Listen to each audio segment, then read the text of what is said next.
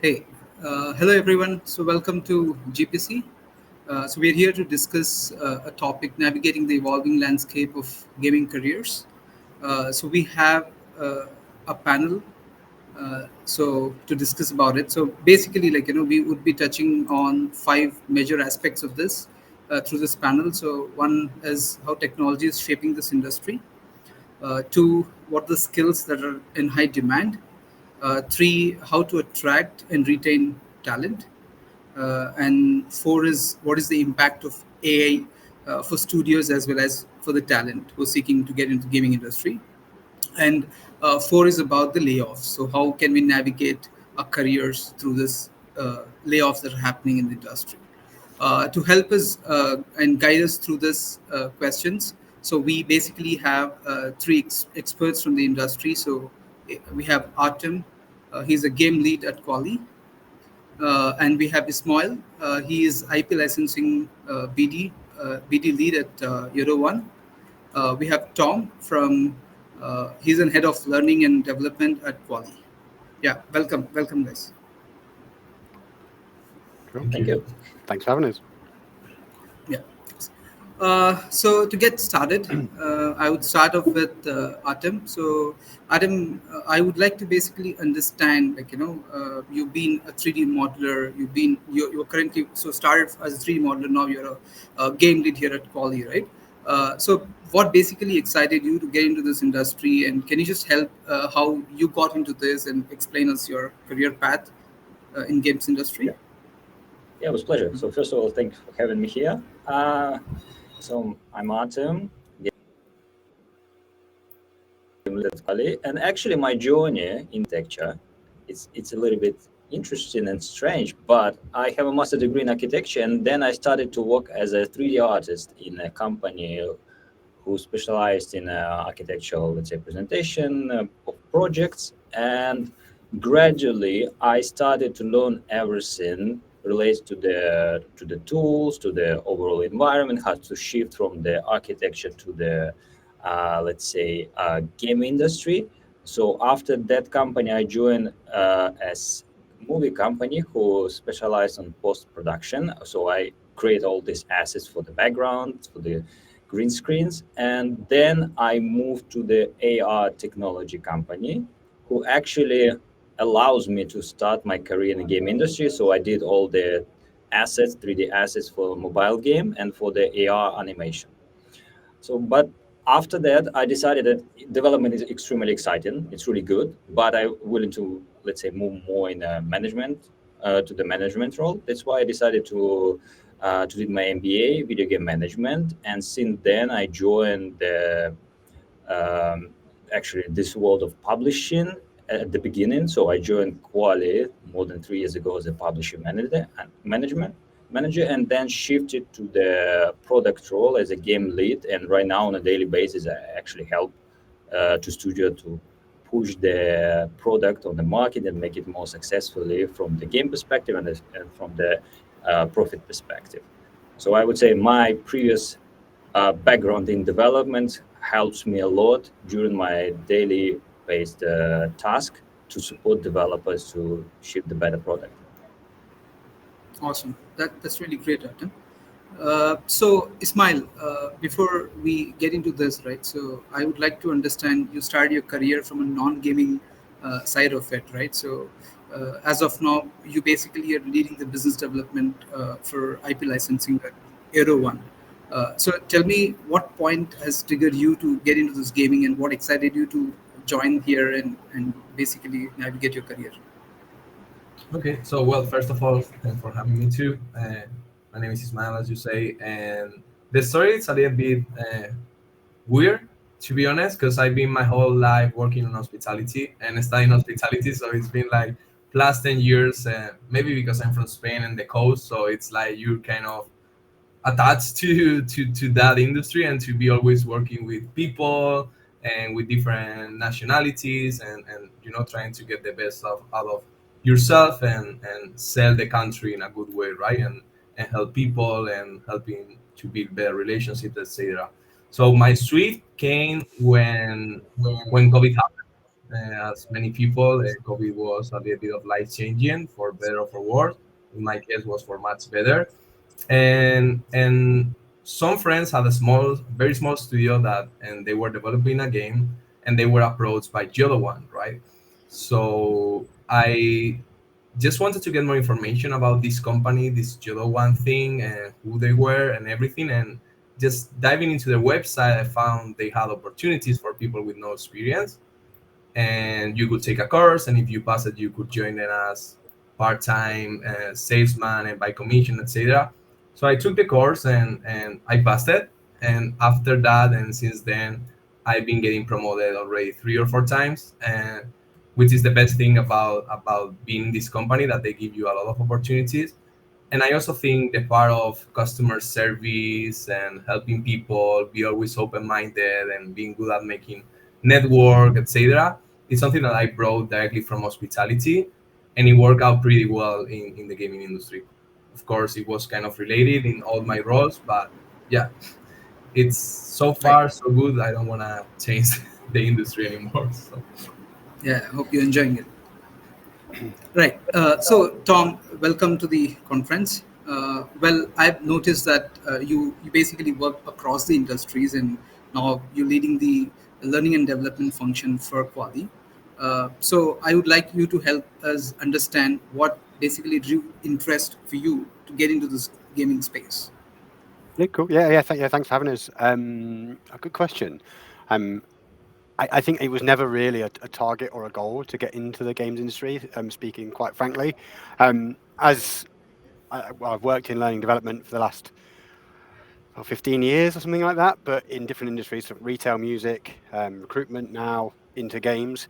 I'm always fascinated by like a fast-moving, kind of untamable like industry. I could have gone into, I had an opportunity to go into insurance, logistics, didn't really tick my boxes, if I'm completely honest. But going from like a music background and now into the games industry, it just seemed exciting, if I'm completely honest. It Yeah, when you were a child, as a kid, games always felt like out of touch, out of reach. I'm not a game creator, um, so yeah, as the opportunity kind of faced in front of me, it just seemed like the right thing to do. It was like if I look back at my kind of 12-year-old self and went, "Oh, Tom, you could get an opportunity to work into the games. You'd be silly to turn it down." So yeah, I'm still learning. I'm not an expert by any means. It's quite humbling to say that people say that I am.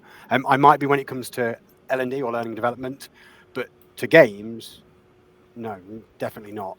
But what I can bring is kind of look at it from a different perspective. And I think the games industry needs that, is for people to come into the industry who have worked in different industries. Yeah, Artem and Ismael both come from hospitality and then from architecture. And super important for the industry to go, hey, look, it's not all about just being in games, growing up in games. So for our people who are maybe not in games right now, they've got a job doing whatever it may be, there are transferable skills that you can bring to the table and bring to the studio and be super successful at it. So yeah, it was never the plan, but it's the games industry. Why not? Like, this is awesome. this is, you grow up thinking like, oh, maybe one day. Yeah. Right. Awesome. Cool. So, Artem, back to you to get started with the agenda, right? So, you must have noticed like a lot of advancements that are happening in the technology. Also, from a demand perspective, the workforce expectations are also being changing continuously. I mean, with various things asking for work from home, then work timings, and a lot of things that are changing the landscape of talent, career, workforce. If you see largely, right? So, what is your expertise says as of now, being in this industry and working with Kwalee exclusively, and you've been in publishing space as well as you basically talk to other studios as well, right? What sort of trends do you see, and what is your understanding? And as a studio, right? So, what strategies you think one should impart to make sure that they are aligned with these trends? Okay, so just to double check, so basically, for the external studio who willing to work with us, or for the individuals who willing to join the game industry, am I correct?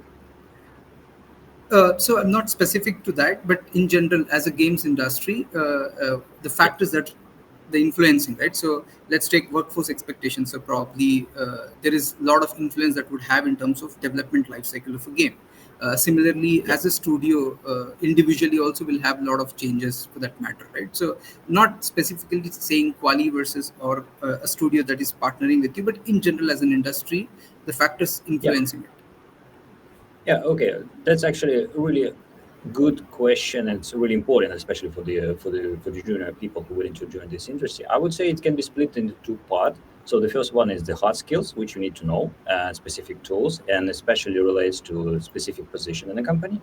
And the second, I would say even more important, is your soft skills, because gaming industry is so dynamic.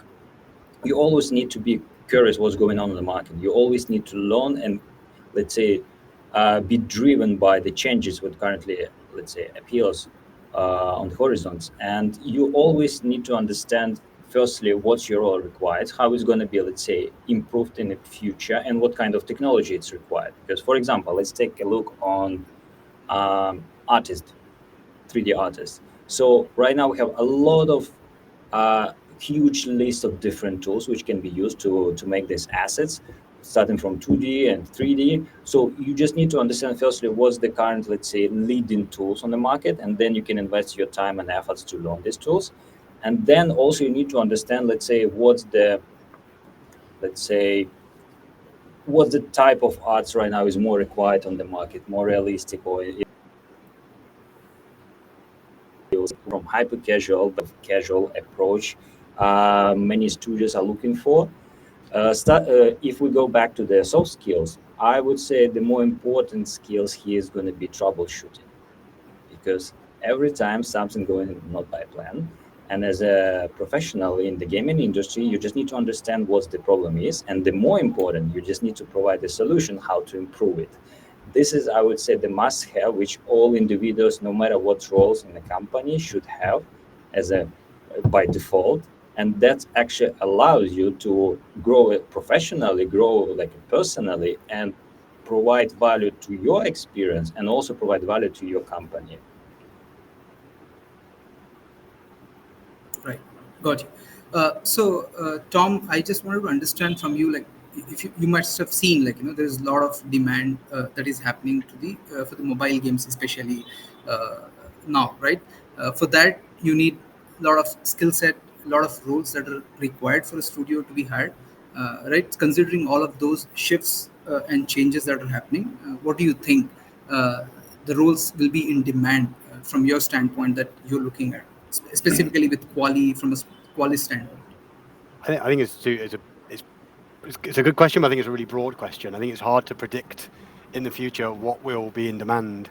I'm going to kind of jump on to Artem's point, is the fact that your hard skills or technical skills, if you are an artist, if you're a developer, if you're a producer, whatever it is, like, hone that craft. So really get your head into that craft, keep on top of technologies, keep developing yourself.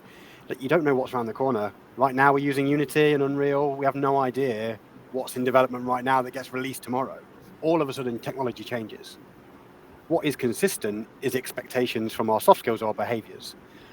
So as to Artem's point, the studio is a big bucket of problems. What the studio needs is people to have to look at those problems and fix those problems. Look at it from a different perspective. How you communicate with others. So whether that's kind of non-verbal, written and verbal communication, really work on that. What else? So problem solving, communication, and maybe like adaptability. Things change all the time. Resilience is that things change all the time. So how can you adapt to changing circumstances, changing needs, changing demands?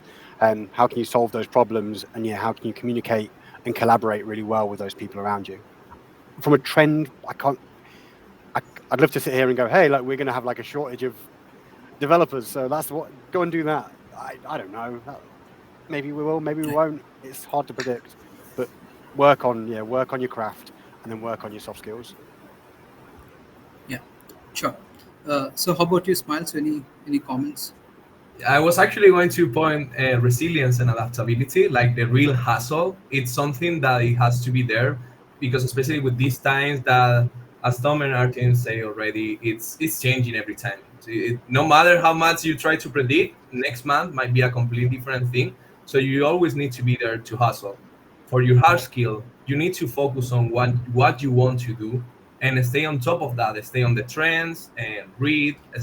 Try to do some courses or some webinars to develop those skills. But focus on something you really want to do and be hustling into that. Have the resilience to adapt to all the changes that may come.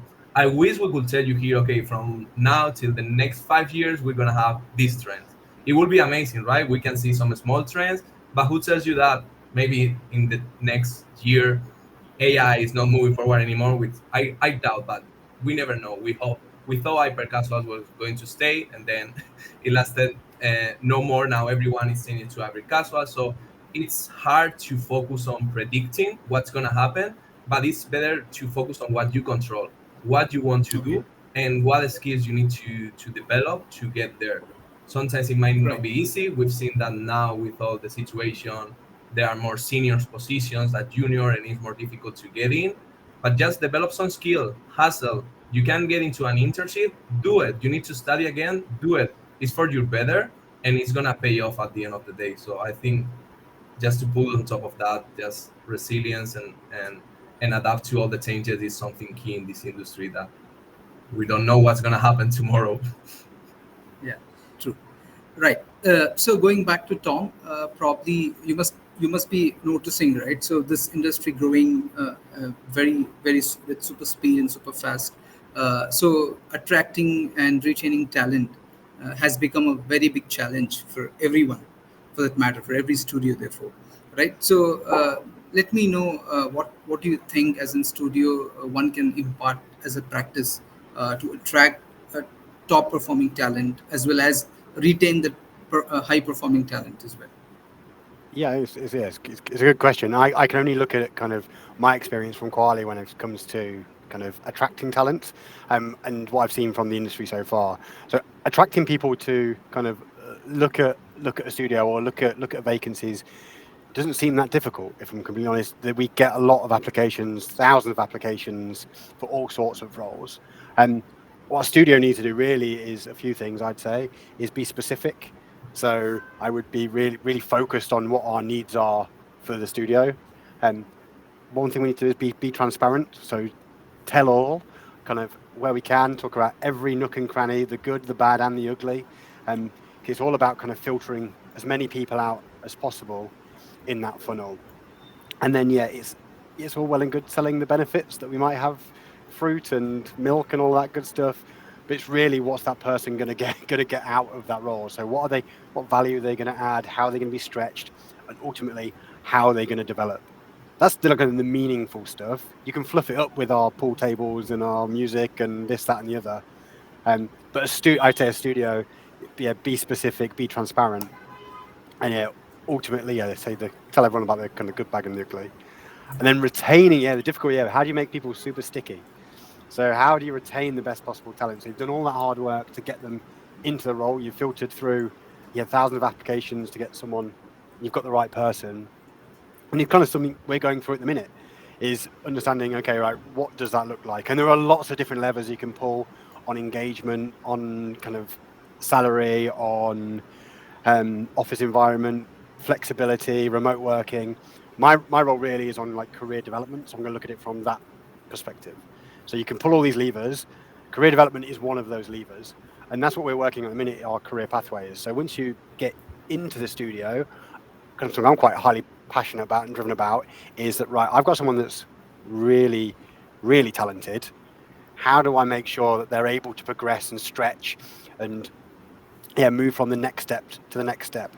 Because the kind of the high talent, so Ismael, you were talking about how you've gone from one promotion to another. Those are the people that they will leave because they want that next challenge. They want to be stretched. They want to be challenged. And that's what Kwalee going through at the minute, is developing these career pathways to go, okay, right, you come in, you can be, potentially you can earn more if you move up, but also you can be stretched, you can be challenged, you can grow within the company. It's not the studio's kind of responsibility to kind of push you through that. I'd say it's the studio's responsibility to show you a path, It goes, these are the things that you can do to achieve those goals, but ultimately it's your choice to move through those, move down that path. We can't force anyone to do it, but we can certainly encourage people along the way. So yeah, career pathing and career development super critical to make people retain them as long as possible. But that's just one of the million levers that a studio Right. has to pull. All right.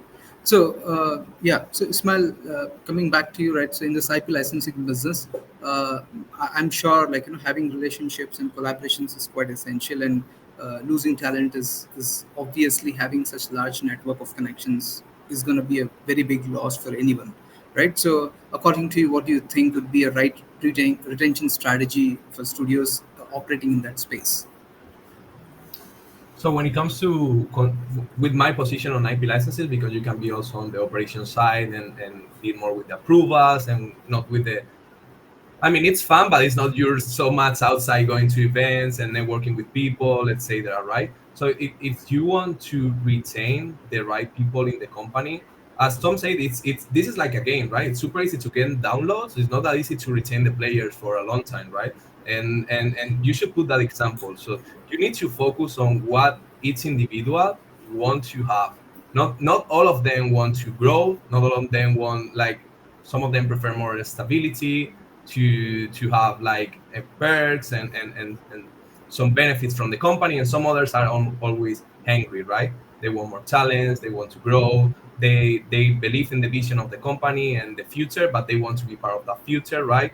In when it comes to IP licensing, to retain the right people for BD, and I think this applies not only for BD and IP licensing, but for all the BDs, you need to give them an opportunity to represent the company, because that you're giving them the trust to be the face of the company, to go out there and to talk about what you do, to make new relationships.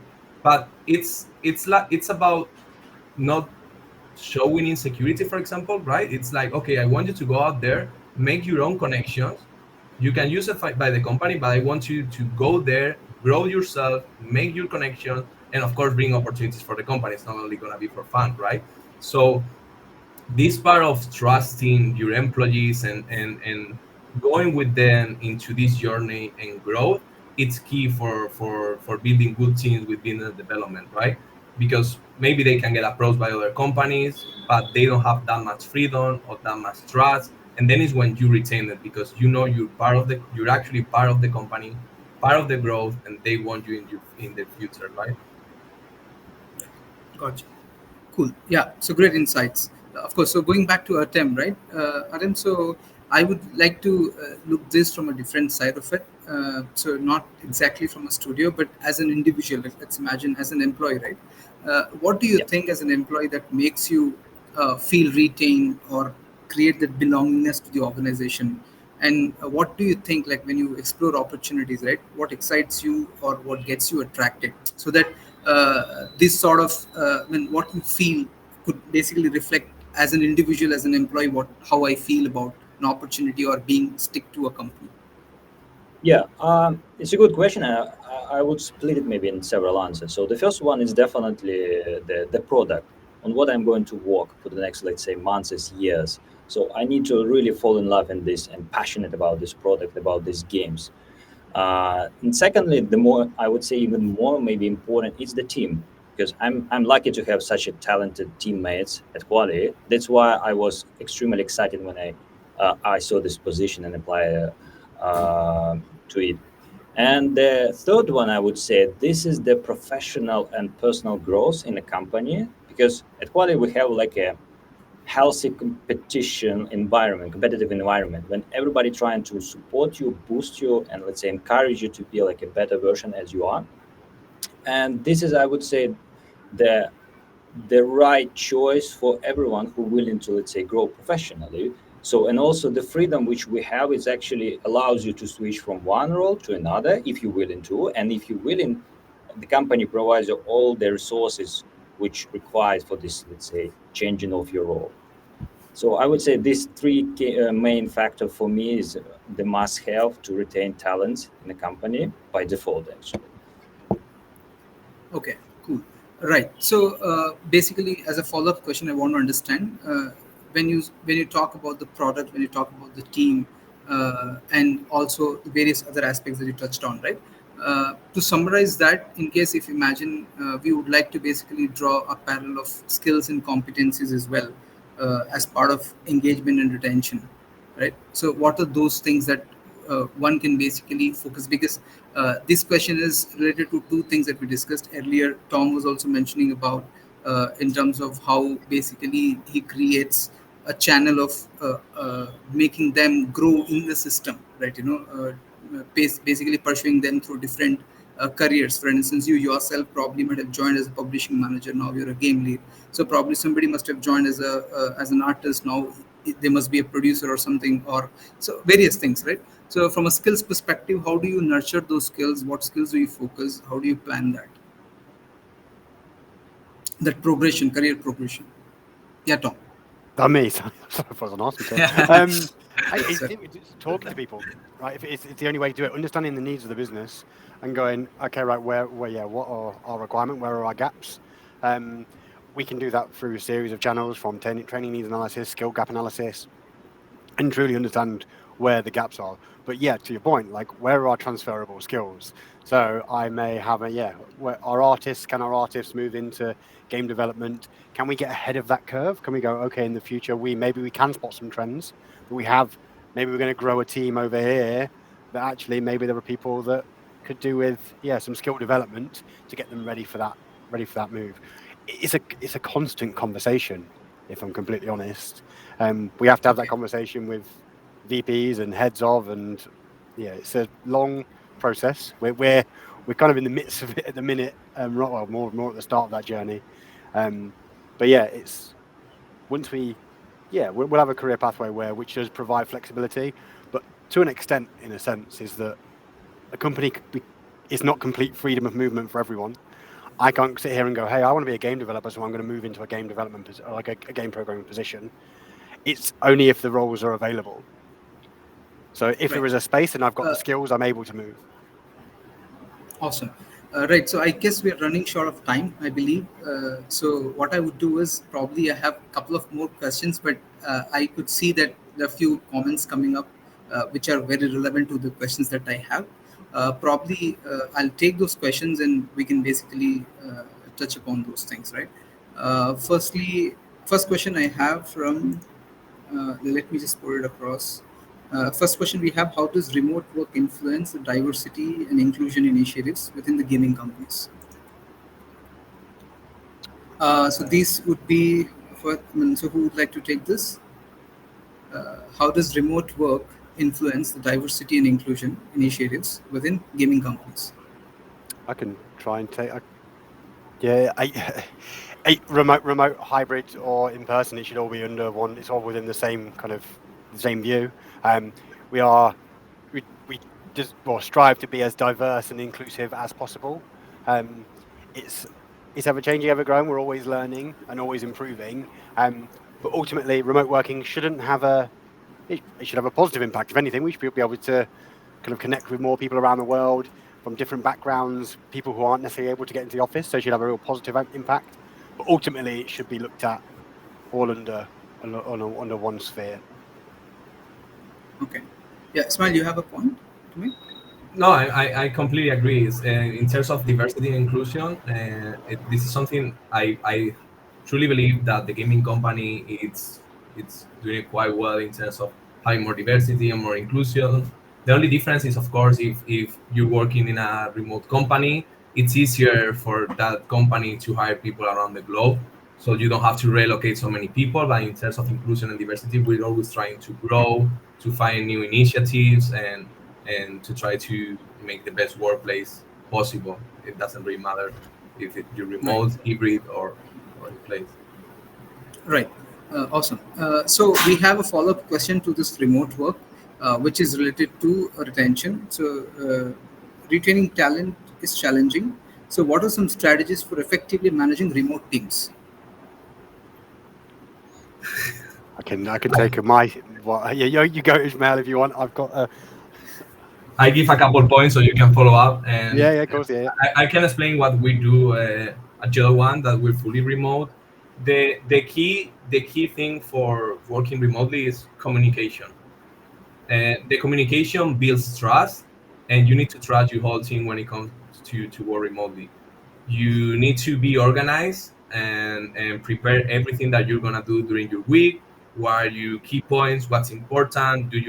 We do 4 quadrants, right? What's important? What's urgent? What's not important? What's not urgent? So you have to share everything with your team, so your team is aligned what you're doing, and they can help you. So communication and organize your whole week with your whole team beforehand, it's one of the 2 key points that helps you to build that trust and to get your whole team together and work remotely in a nice way. But I have many more to add, but those 2 points, and I let you, Tom. No, I was going to say, yeah.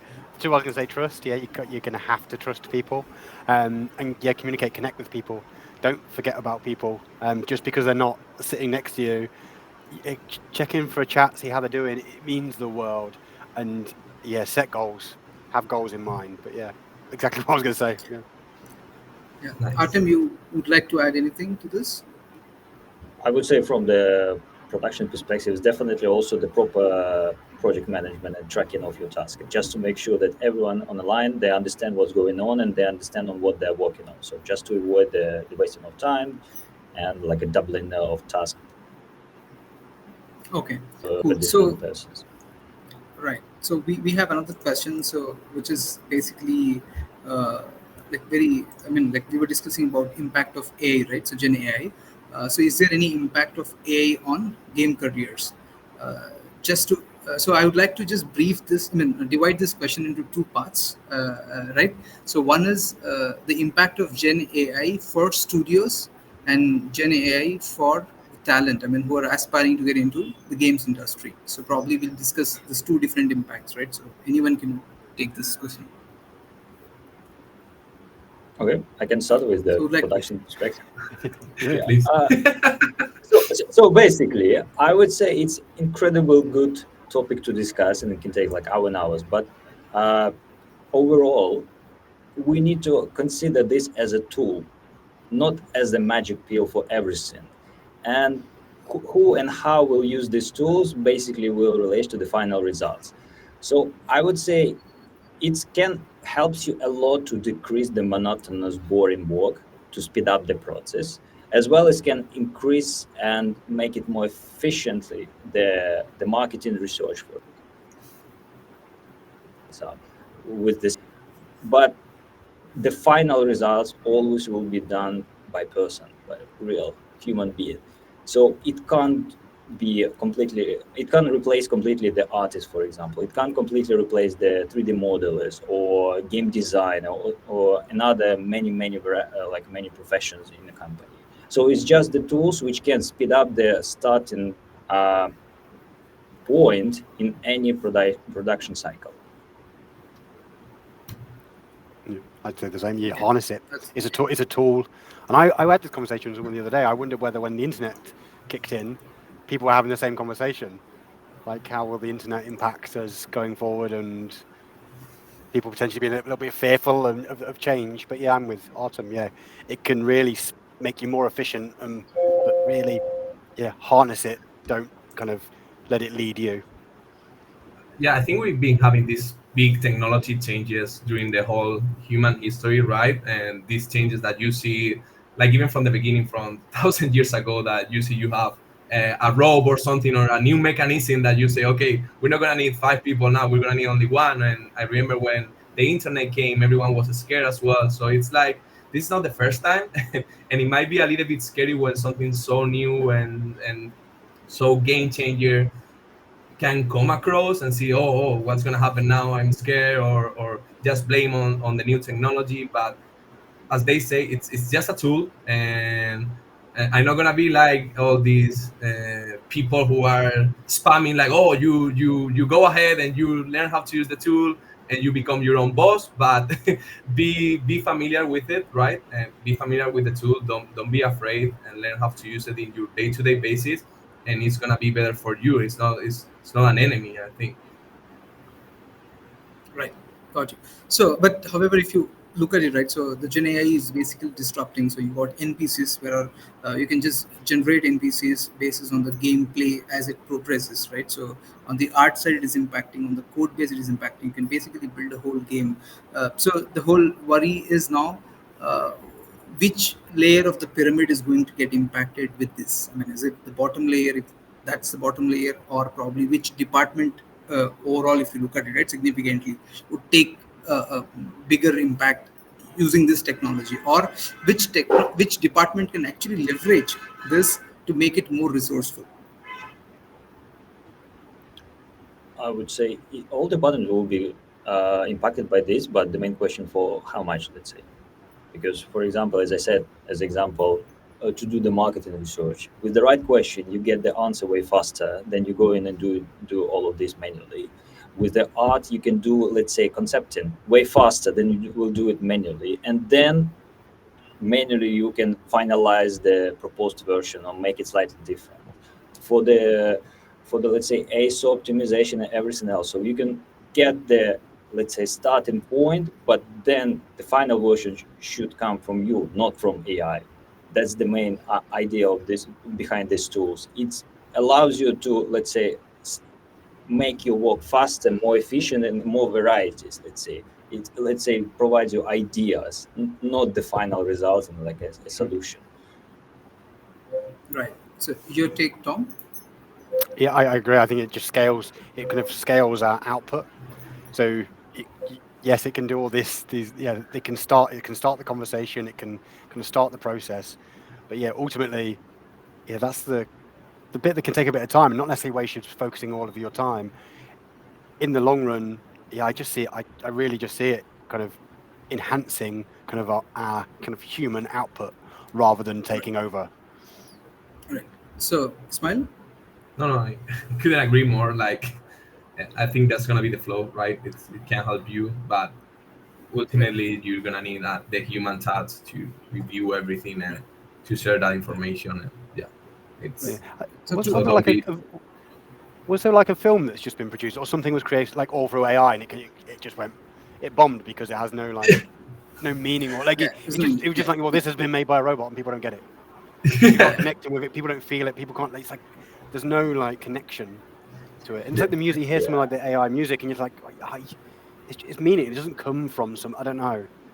right. right. Oh It's wow. hard So to. Yeah, something weird is that right. they did a AI music from Bad Bunny, and he got really pissed.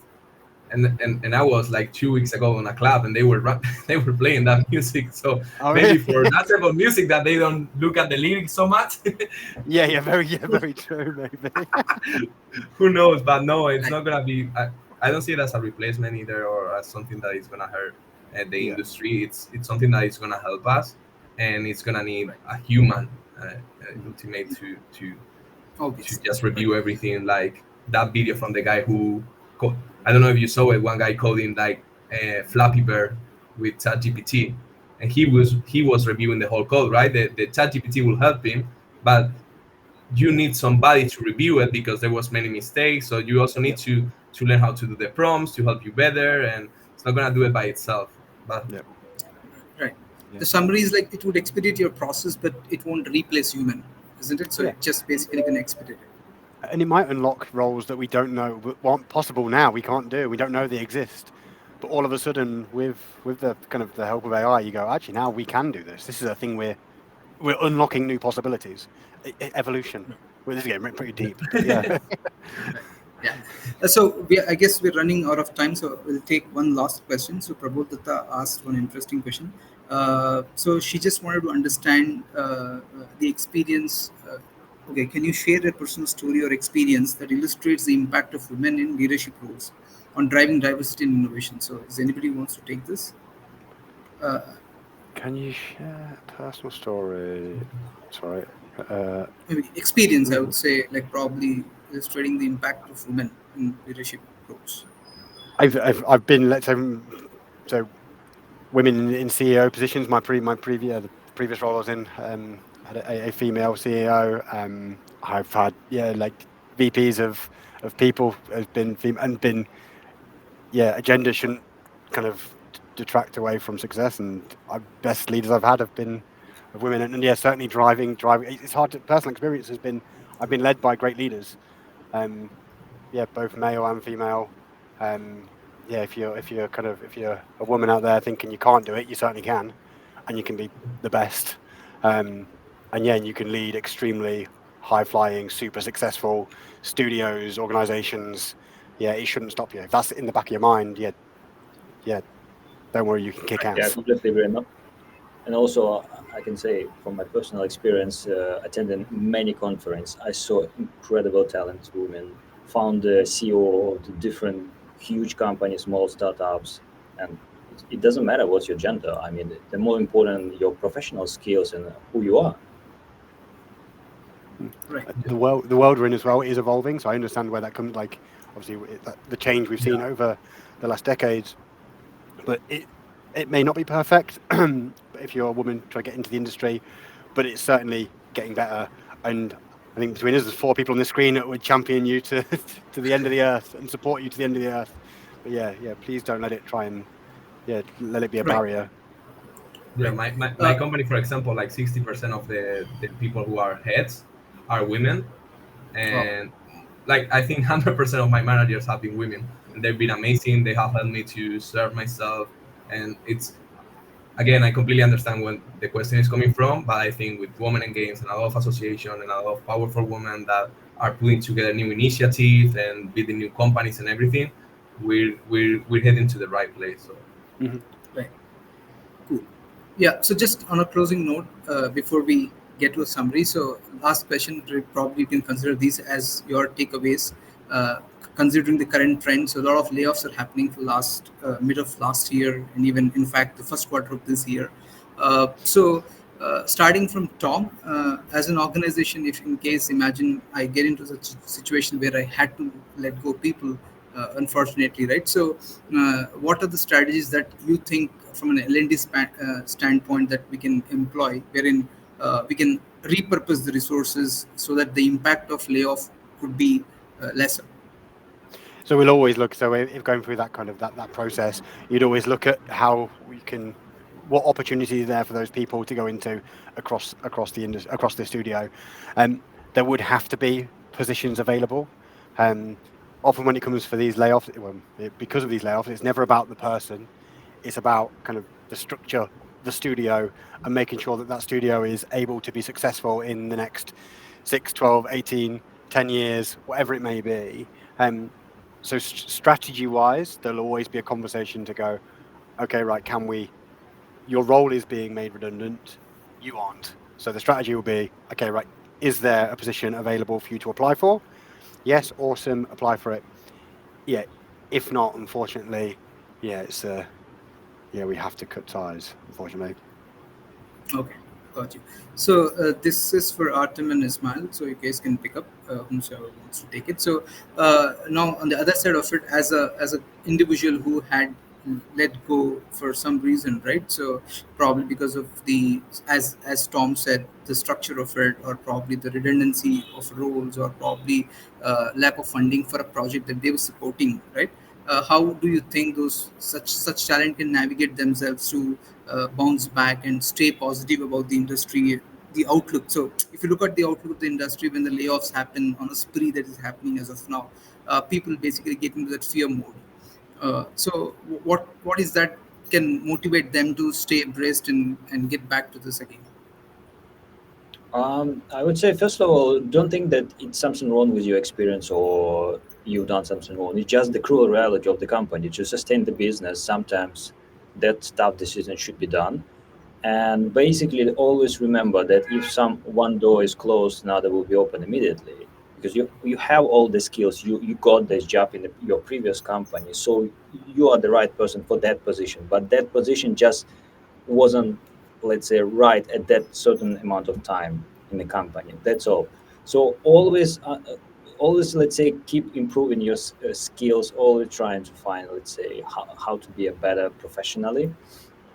And I would say, unfortunately, that's what we do on a daily basis. I mean, this is extremely like a roller coaster environment, like game industry. Or also there are like ups and downs, and so just to keep positive anyway, no matter what's happened, and keep moving. The more important, never stop. So if you see something can be improved, do it straight away. Right. Yep. Yeah, Hundred Ismail. percent. Here's when adaptability and resilience comes the most, like hustle. And as Tom and Artin say, it's nothing against someone in particular. It's nothing against you that your skills are not matching or you're not good enough for the company. It's a little bit of a structure, a little bit of COVID hangover that some of the companies are still having, and with all these acquisitions and everything. You need to understand that it's on a higher level rather than on a personal level to going against you, and the industry is really welcoming, and I think we do have a strong community. Be strong on LinkedIn, build your own brand, build your own portfolio, connect with people.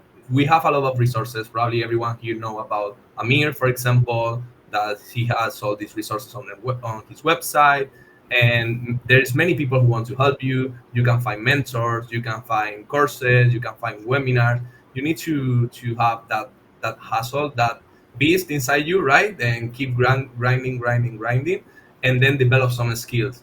It's a bit unfair to say from here, of course, because we know sometimes you apply to 100 position and there's no luck.